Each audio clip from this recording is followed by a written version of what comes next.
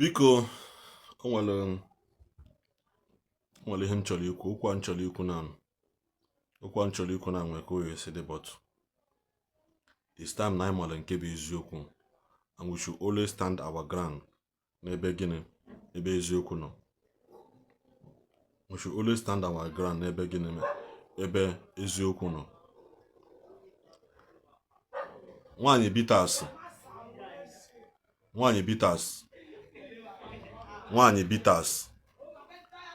enwere ihe ya bụ omekata like this. Enwere ihe ya bụ omekata like this. Anyị niile anyị na-ajụzi onwe anyị sị na gịnị anya ọ bụzikwa mmadụ ka anyị bụ. Enwere video nchọ play tupu anyị forge ahead, because na agba nkịtị ọ dịzị aka asị na nwere onye a na-akwa ili iche, but the truth still remains the truth. Na onye ọbụla kpọsala ahịa nke ya kpọsa ka ole, onye ọbụla mee gịnị kpọsala ahịa nke ya kpọsa ka ole. I don't see the reason whereby na ị na-ele ahịa nke gị ị mafetezie na nke onye ọzọ na-asị na onye ọzọ na-eme peji ji adalụ. Onye nke ọzọ apụtakwa onye nwa na-agwa m aka azụ ụka ihe ọ ya eme. Onye nwa na-agwa m aka azụ ụka. Biko before m forge ahead kwuo ihe m chọrọ ikwu, get in this video.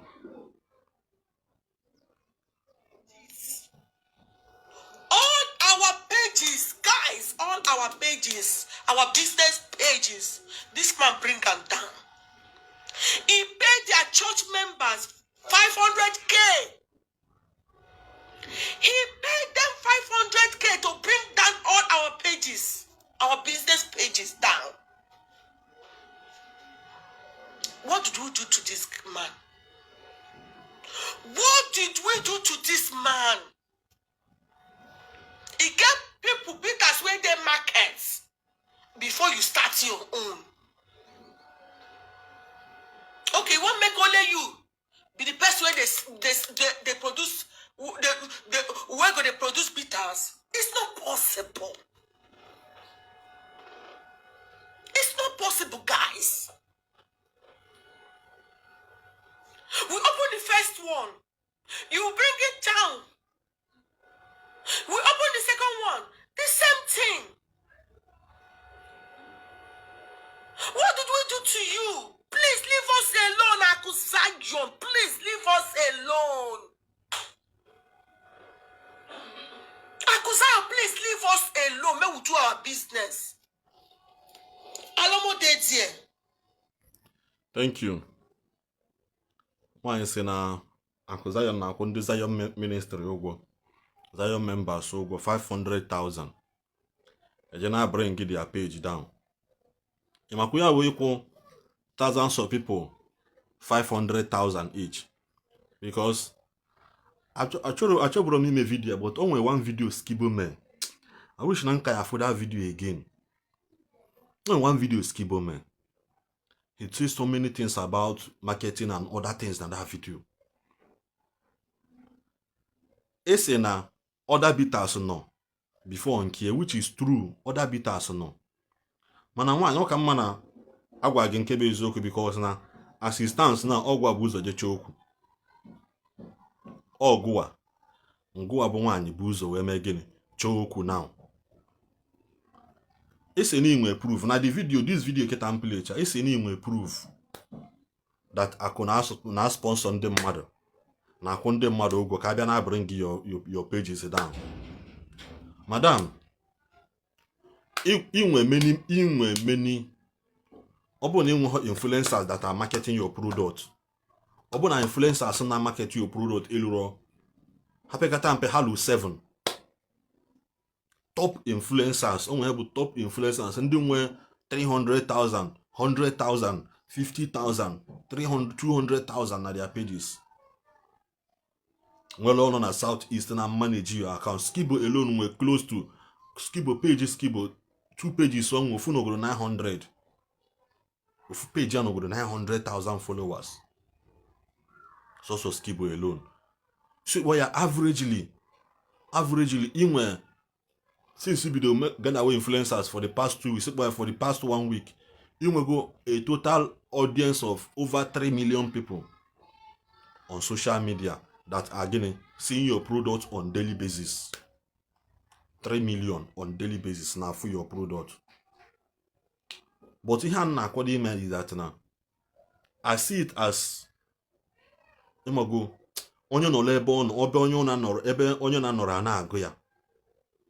That's the way I'm seeing it. Onye nọ ebe ọ nọ ebe ọ na nọrọ na agụ ya. Biko ị na-abata ka bado na click like and love button gị ka ndị agha lead na-ebugharị video ka ndị agha lead na-ebugharị video anọ. I see it as onye nọ ebe ọ nọ onye ebe ọ na nọrọ na agụ ya. You have made one point here hit you say na Akụzayo na bring your page down. Akụzayo ọ na-alụ na Facebook. Ọ na-alụ na ọ bụ nwanne Mark Zuckerberg. Email iki accuse ya now wrongly. It's an email proof, but I was expecting you to be made the video.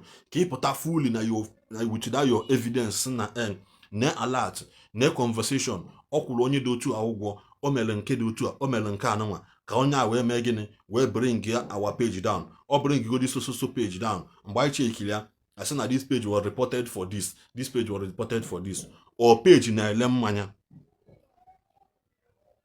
or page na-ele mmanya. Page adele mmanya. Page is an avenue for advertisement, not ile mmanya. Page ya pụtara like this na akpọsa mmanya na abasị na egote mmanya egote 5 million cartons from page apịa ipe ya page akwụ ụgwọ. No, page doesn't le mmanya. Ihe na-ele mmanya bụ your act of goodwill, your people like your product n'ahịa. That is what makes your brand to sell. Nna ha aṅụ bitters na-epụta isi m ndị eji ewere bitters ngọba just because na nchọ please mmadụ. It's a lie. Akatakashi kwụ ọtọ ka ọ bụ inwe your influencers na market le gị mmanya gị. Why not okay hold on ka mmanya anụ were mee gịnị were nwayọ baa ahịa. Ịmarket wego mmanya nke gị ọ na-agalị gị. Why not stick to your plan, stick to your master plan and fail not to be distracted. A na-akwatu page, a na-akwatu page. Page ọ ya nwa na-aba na shop ndị mmadụ eji ọda ngwa ahịa na shop ndị mmadụ. Kete isi na na-akwụ ndị mmadụ 500. How much does it pay? How much does it cost to inwe influencer na market le gị mmanya gị for 1 year? How much ka a na-akwụ mmadụ? So if mmadụ ịbịa na-akwụ mmadụ 500, that costs 500,000 to mmadụ one. Ịmakwa mmadụ one ya report page tupu I bring ya down. YouTube alone, before I bring your page down na YouTube, it takes 100 active Gmail accounts. 100 active Gmail accounts to bring a page down. Oh, we have 100 Gmail accounts. They active. Bokwa Gmail uni emepe tata ama use it. It takes that alone to bring the page down. With other signing here many ya. Mmadụ one ka ya akwụzi ụgwọ wee report bigide a Facebook page down. Mmadụ one ka ya akwụgodo ụgwọ. So si ihe na bring the page mmadụ down easily na Facebook bụ na ọ bụrụ na inwe copyrighted content na your pages, that is where it begins to go down small. Inwe copyrighted content. Ọ bụ na ị na-etili egwu onye dị ya ndị a na-agụcha egwu Chris Daniel ha ma Davido ha. Ị na-eti ya na your post ị na-eme were that page na-promote ka your business. This is where it becomes easier for them to bring you because na onye ahụ nwe egwu ahụ seeing you as gịnị na-aga against their copyright ihe dia welezia ya music wee na-market your product. So ha wee say ya strike ya down. Mana nke si na na-akwụ ndị mmadụ 500,000. I ask again, ego one ka eji akwụ influencer ka we promote mmanya. On the akwụ, it depend your agreement. On the 1.5 1 year. You need post to hire 2 times a week. You shall make a video, you post to hire it mmanya 2 times a week, depending on your agreement. Unu sign face-to-face marketing. That has saloon buy here for ideally 1 week or 1 month. Emecha ya nke ahụ aga. Or isi onye ahụ okay na in a market mmanya anyị. Let it be that na mmanya anụ na market every post ọ bụla inwe ike you are free to use our cap make video, you are free to use the cap, but that does not stop you from gịnị ịṅụ mmanya ọzọ. A na-enwe mutual contract a na-assign. Ahịa dị mma na-elele onwe ya. Let us begin to tell ourselves the truth. Ahịa dị mma na-elele onwe ya. For this woman ịbatabulu ụzọ kpọba mogokpokọsịba, you are beginning to get distracted. Stick to your original master plan. Stick to that thing you know that you are doing that works for you. Stick to it. Secondly, ese na ọsọsọ na akụzayo na-achọ ka sọsọ bitters ya adịla n'ahịa. Ọ hikwu na your video. There are so many bitters nọ n'ahịa now. They are using Yoruba land as an example. Ibata n'ahịa ndị Yoruba now, as I'm talking to you, ahịa ndị Yoruba nwe over 30 bitters nọ n'ahịa ndị Yoruba. Over 30 bitters nọ n'ahịa. Zazu gụchara egwu gụọ Zazu, ewele Zazu lụọ Zazu bitters. Ewele lụọ Zazu bitters, oju ahịa, a na-aṅụkwa onye bata ole nke, onye bata ogolo nke ya. Mana from ihe mee na ndị Igbo anyị, this unnecessary dragging. Amara mmadụ ndị Igbo anyị one, because na akụzayan lụwa bitters, I begin to pay attention. Mmadụ Igbo anyị mmadụ one na-alụ bitters nwana n'ahịa. Jugadafi na alụ bitters, nyanwa bụ bebi ọkụ. The nwaanyị nke akụzayan. That's the only 3 people mma. Always those I don't know. That's the only 3 people mma na alụ bitters. Obi Kubana, Odogwu bitters. What is all this calling of names? Ebutenka. Why not to I see this as kini ha na-akpụ ya as mmadụ ịda anya ukwu. Let the truth be told. Oh, mmadụ ịda anya ukwu. Ọ ka nsi afịa. Mmadụ ịda anya ukwu. Maybe if you go na in order to promote your brand, ka drag ya mmadụ. Maybe ọ bụrụ your agenda. Naturally drag mmadụ wee nweta that traffic your page need. Page anara ele mmanya. 1 million people may like your page, but if they don't like your product, you are not going anywhere with it. Like I said, 1 million people may like your page, but if they don't like your product, onwere ihe iji azụ eme. Yotago. Onwe ike now, for example now, mmadụ na abịa na like ya akụzayon, because mụ ebe nọ na like na akụzayon. Would that make me go and be drinking bitters mana anaghị m aṅụ bitters because na like akụzayon? It's a lie. Likewise you, mmadụ nwere ike kịta o man like the woman, o man like the way unu si eme, mana nwere ike nwe mmanya unu like ya mmanya unu, also okay because of that na ka aṅụba mmanya. But from the way I see on social media, Zollo bitters nwere his own testimony. Ha nwere their own fans, ha nwere their own fan base. Ha nwere their niche, ha nwere their audience.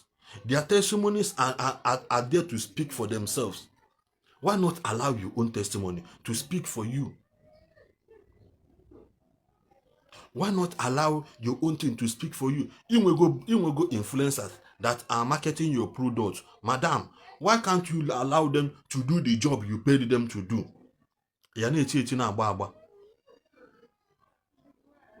So let's be sincere here. Ndi Yoruba nwere thousands of bitters nọ n'ahịa in Yoruba land alone. But onye a na-ele nke ya, onye a na-ele nke ya, Okeke na-ele nke ya, Okafọ na-ele nke ya. But once it's come to Ndi Igbo anyị na iburu ụzọ kpọba onye na-akpọrọ gị. Ibugo ụzọ sị na mụ na-akwụ ndị mmadụ ụgwọ na bring your page down 500 that you have proof and evidence to that. Madam,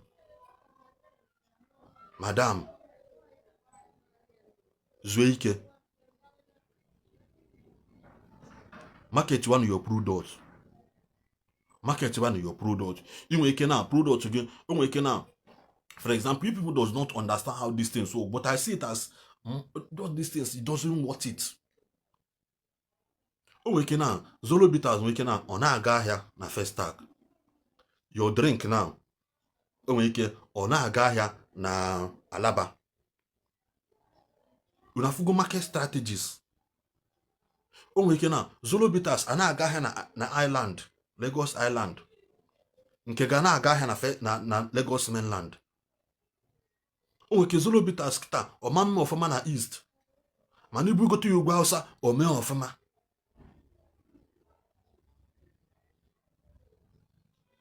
Inwe ike inwe ike na bulukwa bitters nke gị na ibulu nke gị gbago Anambra State ọ gaa ahịa. Zollo bitters nwere ike bubata nke Anambra State ọ manga, mana nwere ike buba nke Imo State ọ lee. What is all this unnecessary dragging anụnwa? Igbo no be camera balance so square abụ n'ọgwụ nwe the product to square abụ n'ọgwụ ame. How many times if you go people nwe brand but I na talk down on somebody else's brand? Or because you felt intimidated. If you go now, this is your mindset. This is something you have built in your mind for a very long time. This is something you have built in your mind for a very long time. You decided to let it out. How many bitters can I go booze Zollo bitter color? Let's begin to tell ourselves the truth. How many bitters do this color Zollo bitters wear? To start with. Man Zollo bitter apota with this color. Amara maybe no sweet teacher color nkuno. Buputekwe with the same color. As if people are the one copying his brand. You people are the one copying his brand. Because all the bitters in here, all the bitters in here, nacha black. From Odogwu bitters to Bebioko to Alomo to the Rock to the Rock. Kedafa nke ọzọ. Kedu ha ndị ajụcha Lego action bitter them. All those bitter niile na-eji oji. Ma nke ndị Yoruba na-ele na-adụ n'obele mkpọ like this. Na-agbachasị ukwu. Nke ṅụrụ moju dalụ ma afọchọla ịsagbu. Nwoke na-adụ n'obele mkpọ. Ọ ga-abịa ịṅụcha ala dị o eme ga-enyo ansị. Ọ bụ na o nwere nke bụ onye ozugbo na-enu inu.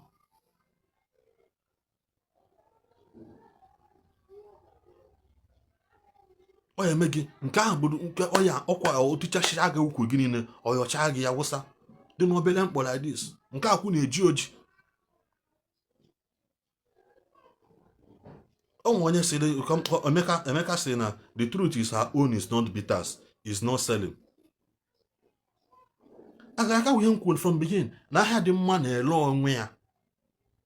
Stop attacking your brother in order for you to grow. It's not possible. You cannot be attacking Obona Odogwu bitters pota. Bido attack wa Joe Gaddafi. Okay, we be bioko. Do you think na two of them ya no na round table nwoko mmanya, or do you think na two of them ya fun one event? Mana Odogwu bitters apota Obi Kubana using his influence or gather influencers here and there. Eme challenge, mebe nka, win be moto, emewe videos, mmanya na aga ahia. People are doing it. People are happy seeing, loving what they are seeing. Because another big strategy in order to market a product. Ya bahia kowa welfare. Nanka nemebekwa heme o. Nemebekwa heme. Ibulugo live video mebe. Create unnecessary enemy. Forgetting that na skibo sign to your brand bụ wakuza nke obuzo kpọ osian na nekwa can I go ahead with this and osian na go ahead onye chọrọ ọdịmma onye ọzọ nye gị somebody alone nwe over 900,000 followers na his page so onye ahụ na biko gabala onye dị otu a for gịnị because na ka udo wee chia ka anyị niile bụ ndị Igbo onye elite nwanne elite. Osokwa ndị Igbo niile nọ na Nigeria nọ na Igbo alewe bitters ha ncha niile ya abakpa ahịa mana ogo you maintain that your brand, that your secret ahụ eji mara gị ya enwe mmanya gosikwa ya na 10 years ọ ka bụ ofu ihe. Yeah, maybe I borrow the thing. Let your brand quality speak for itself. You may go sign the whole celebrities in Ndi Igbo. Sign no, let them be marketing your product. Let them be marketing your brand. But the truth is, chalo onye na choro go okwu. That's the simple truth. Chalo onye na choro go okwu. Onye obuna zuba nkiye na ana nkiye. Zollo bitters nwe one account. Akụzayon nwe one account.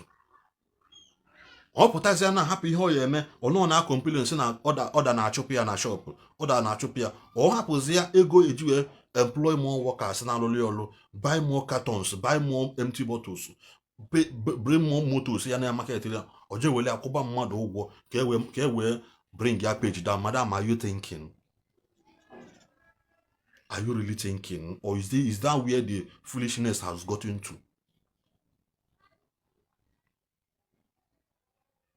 Ọzọ kịta ewelu maka mmanya sebekwa okwu.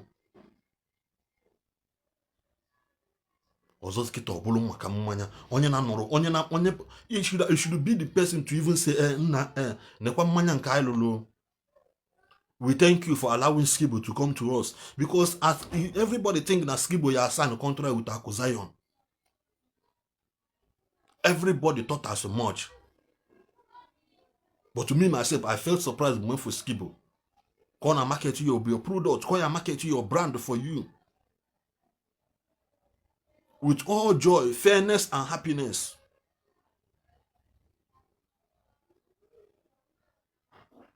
Ubelia Belono. Then now the third video. Come play quite the complete video. Kuno na afo ihe nwaanyị a na-ekwu n'ọnụ ya.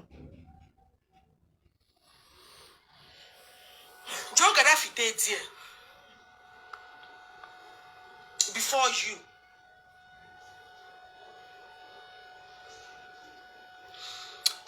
Action Bitter is there before you. Origin is there before you. That's the main reason. The general is there before you. That's the main reason you should keep quiet. And all these things were even before you. Is there before you. Who come report your pay? Nobody. You waste that yesterday. Because then you start. You don't want other people to start the business. Why? It's a lie, madam. It's a lie. Obodo because no video ka onye ọzọ kwụsị nke ya. It's a typical lie from the pit of hell. Onye ọbụla chọrọ ile bitters jele we bitters ya. The sky is big enough to contain every bird in Inanonimia. The sky is big enough. Any igwe is too big to contain all the things non in here.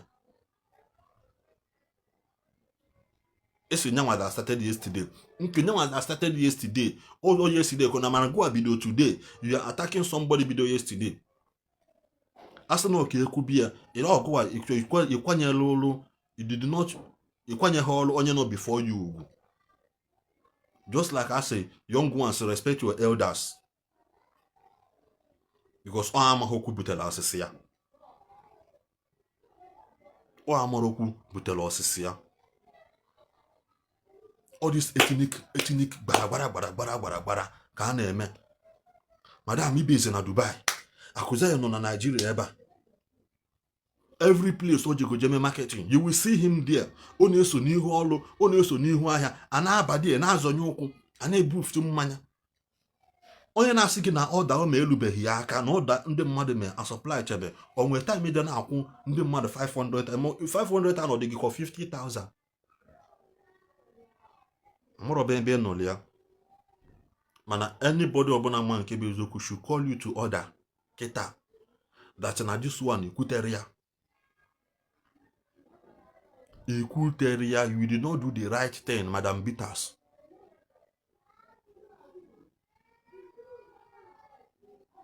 Ikuteria and the materia.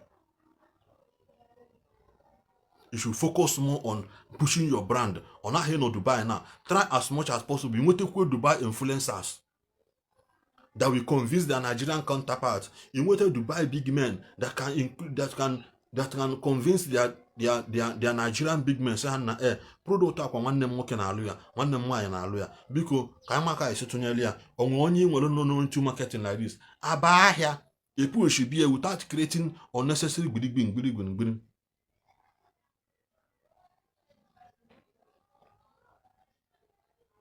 Every day Ndi Igbo anyị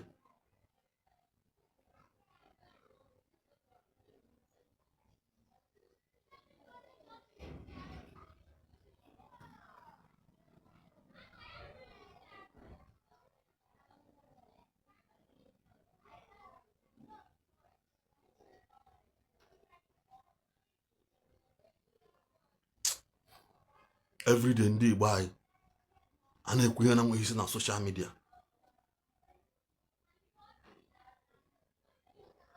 Everyday ọ bụrụ maka mmanya ka a eji bịa na-enwekwa argument. Enwe one point the woman kwuru okwu, ọ sị na no evangelist Ebuka Obi na sponsor Akụ Zion no enwe na fund ya. No evangelist Ebuka Obi na fund Akụ Zion. Ikucha say that you have proof to all of these things. That you have proof to all of these things. Ịchọkwa n'ikwu okwu Koolele ya n'isi. I believe him eto by now na ihe wepụtasigo all those proof niile a esi na-enwe.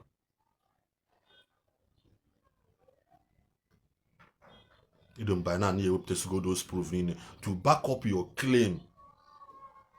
To back up your claim ahụ esi na onye dị otu a na-akwụ 500,000. I don't know ya. And also a lot of people now saying Akụ Zion na ekwesịrị ịsa okwu Akụ Zion, because I was watching a live video today. Man, MC Hallelujah, much respect to you, brother man. Also na Akụ Zion ekwesịrị, and Ezugo corrected him. And one thing Ezugo could that I love so much. Also na no maka ka agba nkịtị mele afa Ifeanyi Uba was stained till ọnwa. Afia was stained because he was trying not to reply everybody nene na agwu okwu ọjọọ. Ewe megide drag gide afia until akpọtọshi afa nwoke mmadụ. And he died with that stigma na arụ ya. Just like anụ ọhịa kịta anụ ọhịa na-akpali m kịta. Just like anụ ọhịa kịta anụ ọhịa na-akpali m now. I don't know why people don't feel to actualize the importance of social media. Iti anụmanụ ọhịa kịta na-akpali m now. Fake account, fake name, fake everything about you. Ihe niile about you bụ fake. I'm using it to ịkpali onye n'ụlọ nwe real. Ị na-afụ m na-afụ gị. Ọ na-anya na anya si afọ ibe ya. You are looking at me and I'm looking at you. But the only problem is that you are fake. You are so fake that you cannot even acknowledge your own origin, your own name. You are so fake that you are hiding behind the keyboard. Only pay your attention to the nene. I got your attention by Ibeku. Oh, Hebena. It's time. Stop equal. This woman did the wrong thing. This woman, she did the wrong thing. Let us tell her the truth, madam. Ni materia. And stop promoting all this propaganda when I go online. One share. This agent her page. She keeps sharing the things on the Maduku. You want to grow, but you don't want to respect people that started before you. Obuna Akụ Zion, bia bulum kiakita, bulum wopota, bido boliba jogedefi ha, bido boliba odogu bitasa, bido boliba action bitasa. Do you think that he will excel? No. Our people fail to understand that no. What you acknowledge is what you will eventually become. What we acknowledge ya onye obuna biguzo bido sana with much respect to you. Ozahe solai we are working upon it. So that go we balo nyuku balo anyenta. It's not somebody that started yesterday. You know, with all boldness. No evangelist Ebuka Obi na sponsor Akụ Zion. Yeah, he's the one funding him. Neya here, Kenuya. She said it with her full chest. But my husband is pushing. His hand. Why? And this is an Igbo brother. You pay a group of people will get group 500K, making you bring our page down. For what reason? What did we do to you? When I start to report our page, what will you do to you? Okay, you want me to come and beg food from you? We are not supposed to open this business. This Koolele bitter. Will they ever see me say advertise it? No.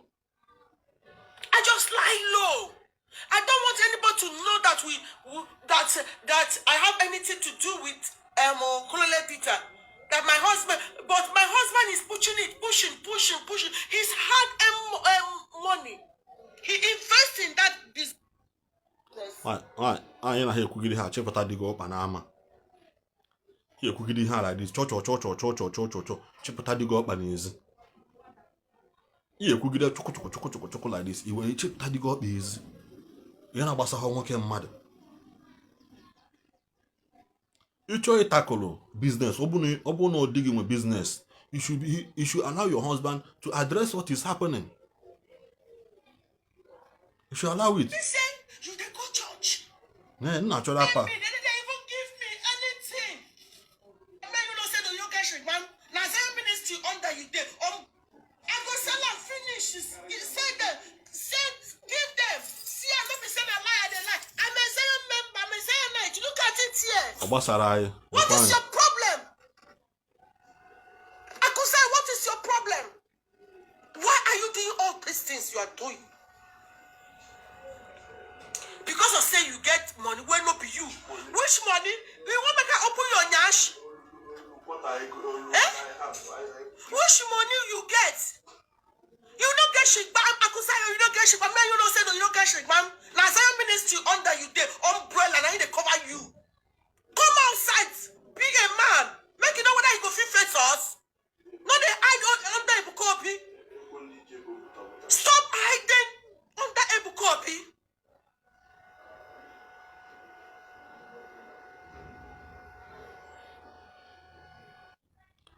Onwe ihe ọ sị na ọ na-hide under Zion ministry under ọkọpụta ka unu gbuo ya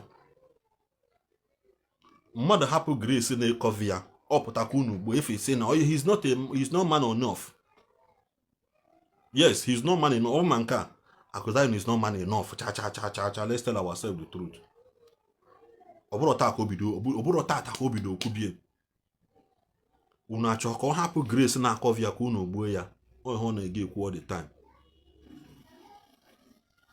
Oh manka, Zion is not man enough. Onye lebe nke nya hapụ onye ọzọ ka ole.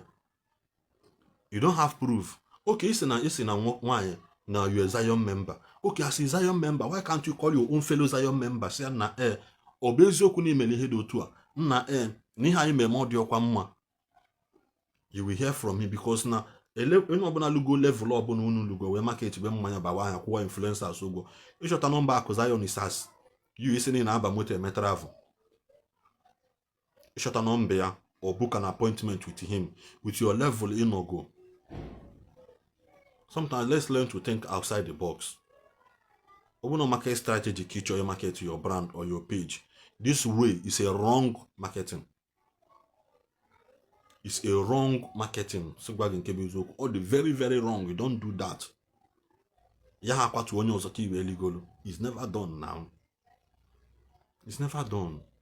It's not a quatu mother give you go. I'm gonna be a go no. Oh, now he quatu a leg foundation. I be you quatu your last the foundation. A house divided against itself shall not stand. You make video no and people are hailing you. I'm sort of you call you to order. Madam, what proof do you have? Yes, anyone Igbo Zion member. Call your fellow Zion member to order. So as a Zion member, so Grace Evangelist Igbo could be an Igbo chigi. All you want to tell us now. All these things I know. I'm a Christian, but This is exactly who they are. I am a Christian, but a very good Zionite will not come and be making this type of noise, because now you know where to go. Only you a very big brand, you know, push your brand very well. You know what to do. Okay, my fellow Zionites, I'm a member of this so and so place. Because this is you. Acknowledge the fact that na nke anụ bụkwa na nke anyị, nke Ndi Igbo for that matter. Let's leave church aside first. Ihe a bụ nke Ndi Igbo ibe m, biko nụ tonyekwala na anyị. You just meet to see all these people say, all these big men, I know you have done it before. Can you see me here? Because much respect to you. I say I go see game man, I go battle here. Go where na agakwa here. Because nekwa nkai. You give honor to whom honor is due. Ugo nkwanyalo. Ugo megene bo nkwanyalo. Ishi want make you open in Nyash. Madam, open the Nyash. If there is a Nyash to open it.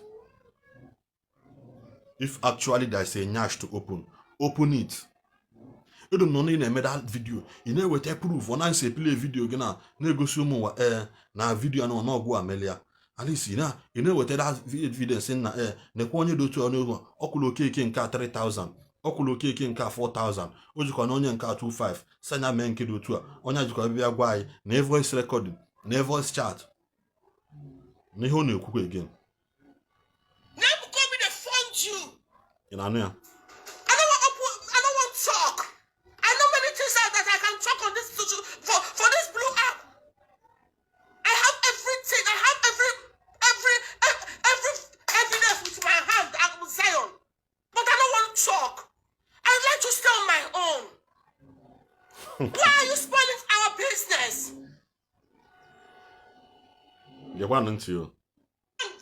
As a man, make we know what that you fit produce that drink when you they sell. That's what Obita. If not Ebukobi. If not Ebukobi, because I dare you, if not Ebukobi, cannot open that bit as you open. Ebukobi they fund you. I don't want talk. I know many things that I can talk on this for this blue app. I have everything. I have every evidence with my hand. I'm Zion, but I don't want to talk. I'd like to stay on my own. Why are you spoiling our business? Yes, you no want talk. You want to stay on your own, madam. This time around, you know palong again. Yes, you have every evidence. You have everything in your palms. So this woman now, let's say for example, no very dark man. You know what will happen? Hello, madam. It's a name with every evidence. So I dare you to post it, to say it, because me I they like talk with facts. I want a very dark man. By the time I watch it, I say, madam, I give you 24 hours. You post to that kind of thing. Post your evidence that you have. Post it so that I will come and defend me. When you let us know. And if not, you wait from me. I drag you or gaba. Open Akuzayan but I made this type of video. Say one can you provide all this evidence? My own anger is do what you want to do with a brand. When I leave that evangelist Ebukobi aside from what you are doing, evangelist Ebukobi had the elebitas. Akuzayan put to his business on standstill. Zion 100 days fasting. He put his business on standstill.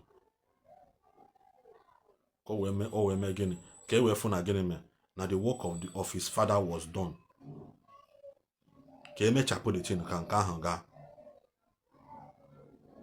You can you leave your business? Nafata Nigeria. Can we support? You better Igbo Zion follow. Can you leave your business about that tagodu? You better mayor. Na he na-ekwu enwere mmanụ na background na-asị gị na apụtagoro n'ego. Don't be so poor that all you have is money. Do not be so poor that all you have in this earth is money. That's evidence of somebody being poor. One man say, whatever money can buy, relationship can pay for it. Don't be so poor that all you have is money. That's what I'm saying. Apụta n'ego nwanụ. Oke apụta ha ọ na-apụtago n'ego. Unu nwere ego ewelugo aka unu wee employ all the whole influencers nọ. Amụghị mmadụ ọ na-akụza ya n'onwe as influencer. I don't know. Amụrụ mmadụ n'onwe as influencer. Mana ahịa dị mma na-agala onwe. Without stress, without ịkpọ mmadụ iyi, without drag mmadụ, without ịmụwe ịbọkọshiwa okwu. Ebupụta na-ele. Kemgbe unu bidoro mmanya unu, ọ pụtabesi unu na unu copy color nke ya. Because unu nwa color nke ya, unu nwa copy the color. If you copied his color, ọ bụ na ọ nwere onye chọrọ ikwu ya ka m kwuo ya na. Nkwu ya pantị m ama mfu. Unu nwa copy color akụkọrọ dọta akụ Zion. Unu nwa copy color nke ya. Because other beaters na-apụta with black. Akụ Zion think outside the box wee mee nke ya different color. And upon all the ndị ekwensu gụchali ọnụ. Upon all the ndị ekwensu. Your influencers sign kwala no be influencer bụkwa the same people call Akụ Zion ọnụ sị na ọsọbitas ka ya na-alụlụ ndị Igbo anyị. Ọsọbitas ka ya na-alụlụ ndị Igbo anyị na ọ na-eme ihe chọọchị na-achọ ibubata mmanya n'ahịa nekwa. They are the same people ahụ na-akọkwu ya ọnụ ahụ bụkwa the same people sign kwala influencing job for another bitters kwa batala na Igbo anyị. Jọdị mfọ nwefụ mmadụ nyocha nshi ọ mmadụ gbọcha agbọọ ọ ji kpokọrọkwa agbọọ ọ bụ ọlachakwa ya n'ọnụ.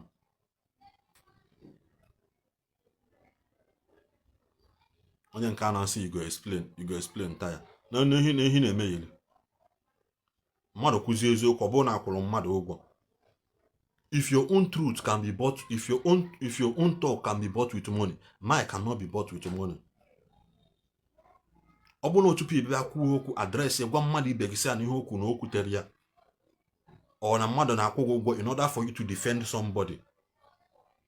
My own cannot be bought and I will never be bought and I will never stoop so low ka mmadụ sị m na ego ọ na vidio anụnwa je attack onye dị otu anụnwa. I will never stoop so low for that. All these people not criticizing mother, with the same people that you people can do worst.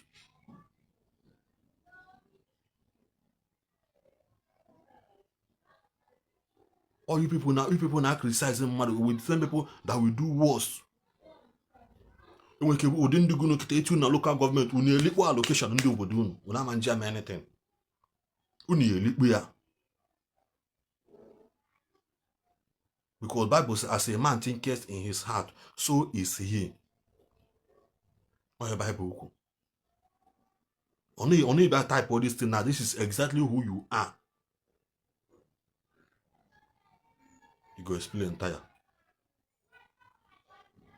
You're not better on my page. If you don't want to pay attention, you leave. I'm not begging anybody. I'm not forcing anybody. I want to do this program now. I want to invite. I don't want to say come on now. Baby, I make collab kubo kuda na. Collab na ka asena. Onya akwolo onya onwo. No lo onwo.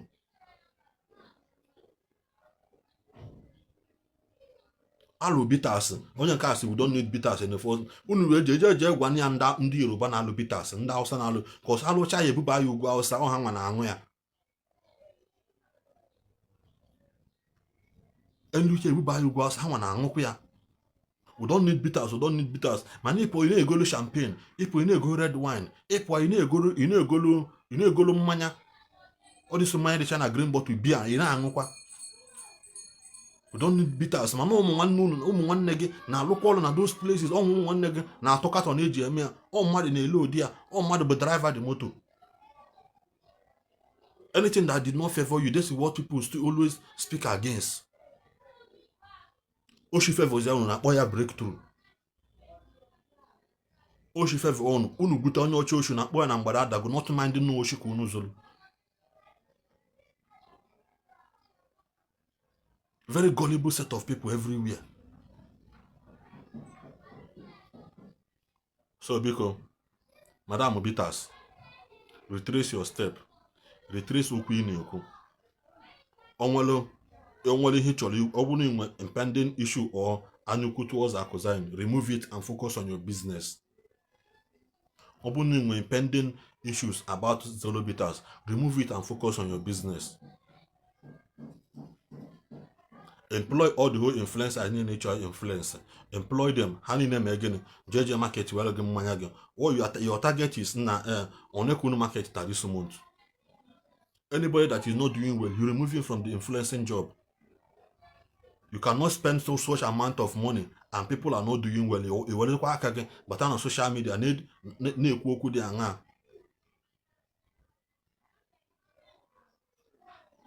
what is what doing is what doing well. Madam Bitters. Before 7 now, I said accusation na nwanyị na aka ọnụ. Because that's the way you see channel very soon. Onwe ka man, onwe ka ozu epata na asike, could defend his brand.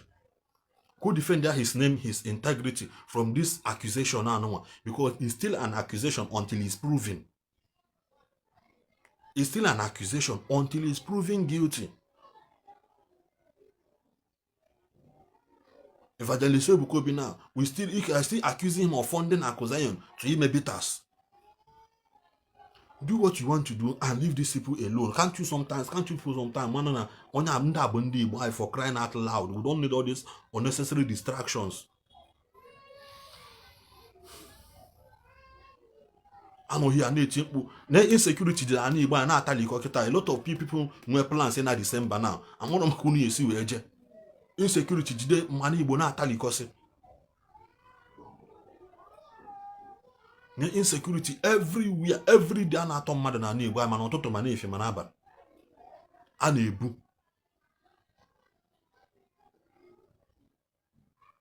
Happy ha yeme every business no na Igbo na agbapụshi. People are leaving, nobody is investing there because of one thing or the other. It's no a high time big men na alụcha one or two ya bịachikọta aka ọhụrụ na for this insecurity reason na ka ya afụlili isi. I don't blame them. Onye ọbụla na-achọkọ esi donya na ezinụlọ ya mma. But ya ha kwatu onye ọzọ just because you want to rise. Ijeje kwatu onye ọzọ. Ị bịa accuse mmadụ ibe gị na o nwere ihe o mee gị just because you want to sell market.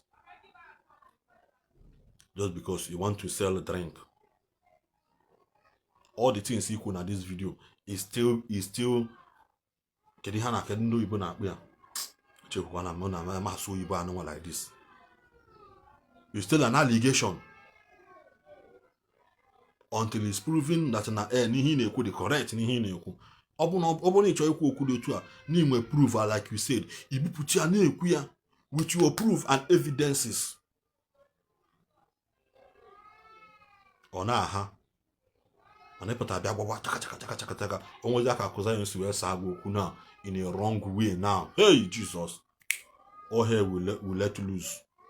As an akụzanya na akpali ya nwanyị ya na nwanyị na aka ọnụ mana you are here tarnishing another brand image, somebody's name in all your video. In that video ime ịkpọ akụzanya, ịkpọ Zollo bitters, ịkpọ Evangelist Ebukobi, ịkpọ Zion Ministry, all these things be afa because you want to make gini ịchọ ile bitters n'ahịa. I respect you on why na this social media. I respect you on like I said from beginning. Akụzanya na anaghị alụlụ Mark Azuka ọkụ ọlụ. Mark Azuka nke nwe Facebook ọ da alụlụ ya ọlụ. Inwe influencer, let your influencers push your page. Let your influencers make gini push your page. You go screen my page and bring it down. You go half here. Go how many followers somewhere before. because people doesn't think. People are support wage. You feel no na ko wade. Ekuchakwa no. Because I will just small time. Only way how chọrọ ikwu maka this video about how the thing is circulate online. Because let me accept 1 or 2 people. Let me accept 1 or 2 people. Just one. Only he chọrọ ikwu or you should contribute to na this thing. You kabaru just nabata gị ikwu. Nabata gị ikwucha. I nukwa your own opinion. Because there are a lot of people watching me, but they are not commenting, they are not saying anything. So even if you can nabata gị na this video, na this program. For now, you kabaru just it send a request. Send a request. I nabata gị before you wrap up for today. Because now I think I have said enough, and I also want to give room for other people to say again what is in their own mind. Because I try and send us a request. Please send us a request.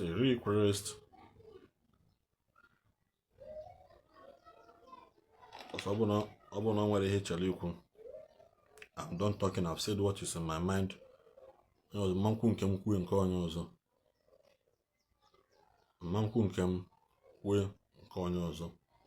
because if you are watching me and you want to say something, you can as well send your request. But if you don't, start an anchikotale njono kamegene kabalo and because now there's a lot of things to be said. La la la la la la la la la la la la la la la la la la. Okay, Gordon, bye bye.